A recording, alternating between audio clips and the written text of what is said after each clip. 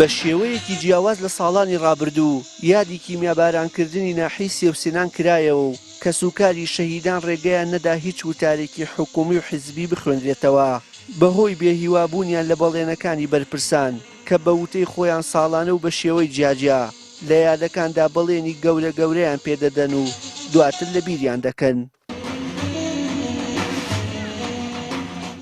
لێرەوە بە دەسەڵاتدارانی هەرێمی کوردستان ئەڵێم عیبەیەکی زۆر گەورەیە، شورەیەکی زۆر گەورەیە کە لە ڕۆژێکی پیرۆزی ئاوایە ئێمە وەکو خەڵکی سێوسێنان و خەڵکی گوندەکانی هەموو خەراخ داواکاریەکی سەرەتاییان هەیە کە ئەویش ئاوە ئێستا ناحیی سێوسێنان کە خاوەنی ئەم هەموو شەهیدەیە ئێستا ئاوی نییە و هیچ خەدەماتێکی نییە یەن ئەم جۆرە مەراسیمانە ئەقۆزنەوە و لە کەناڵەکانیان هێنن وەکو ئاگادارن پەخشی ڕاستەوخۆوەکەن خۆیان ئەگەن بە خاوەنی کە مەراسیمەکە و بن بەناوی خۆمان و بەناوی عەشرەتی خۆمان و بەناوی زۆربەی سێوسێنانەکانەوە ئێمە کەس خاوەنمان نییە و کەسیش بە خاوەنی خۆمان نازانین بەڵام بەداخەوەین کە شەهیدەکانمان خوێنەکانیان بە فیرۆز و ئێمە لێرەوە داواکارین لە حکوومەتی هەرێمی کوردستان کەوا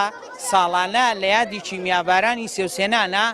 ئێمە پێویستمان بەم تاجە گوڵینانە نیم وەکو کەسوکاری شەهیدان ئێمە پێویستمان بەوە هەیە ساڵانە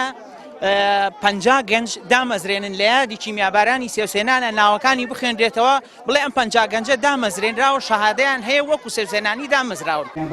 قائیمقامی قەرەداغ نایشارێتەوە تا ئێستا سیمای سێوسێنان هێندەی لە گوندێک دەچێت نیو هێندە لە ناحەیەک ناچێت وتیشی خانەوادەی شەهیدان مافی خۆیانە گلەی جددیان لە ئاست و ئەدای لایەنە ئیدارەکانی ناوچەکە هەبێت تا ئێستا ئەم گوندە کە پێشتر گوند بۆ ئێستا ناحەیە سیمای ناحێبوونی زۆر کەم پێوە دیارە بە حکمی ئەوەی کە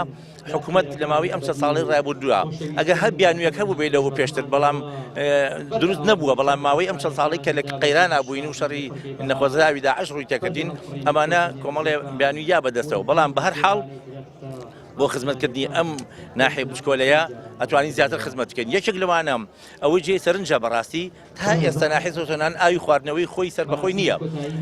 بە تەنکەر ئێمە ئاوی لە قەزاکەمانەوە بۆ نەقڵەکەین. لە 22 ئازاری ساڵی 1970 ناحیی سێوسێنان لەلایەن ڕژێمی بەعسی فاشیەوە کیمیاباران کرا بەو هۆیەوە 69 هاوڵاتی شەهید بوون و سەدانی دیکەش بریندار بوون. لە ئێستادا و پاش تێپەڕبوونی 33 ساڵ بەسەر ئەو مەرگە سادەدا حکوومەتی هەرێم نەیتوانیەوە بە خزمەتکردنی کەسوکاری شەهیدان و دانیشتوانەکەی کەمێک لە برینی قوڵیان ساڕێژ بکات. وشیار محەممەد کەناڵی ئاسمانی پەیام ناحیی سێوسێنانی سەر بە قەزای قەرەداغ.